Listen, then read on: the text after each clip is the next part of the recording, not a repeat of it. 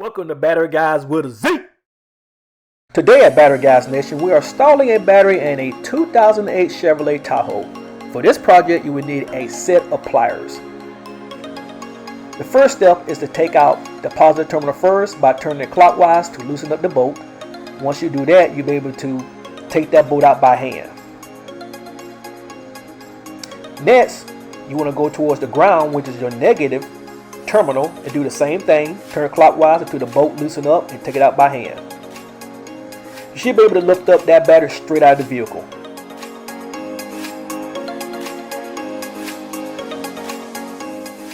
Now you want to replace your battery with a group size 78. This vehicle needs at least about 700 and 750 for this Chevy Tahoe. If you're in need for a battery, please visit batteryguys.com. For a battery, we do have this battery in stock at half the cost as well, shipped directly to your door, up to a 2-year warranty.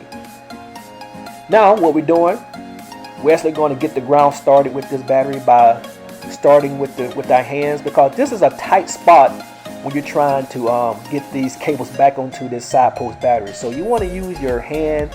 It's a tight snug, and kind of get the groove going and slowly screw the battery back into that. And once you do that, then you can grab your pliers and tighten up that bolt.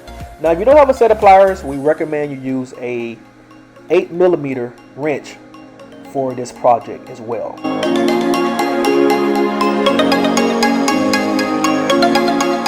Okay, now we're going to start our last step, which is putting on the positive terminal. Screwing it by hand as well. This is also a tight spot as well. Once you get that started by hand, it's kind of snug. You can grab your set of pliers and tighten that bolt up.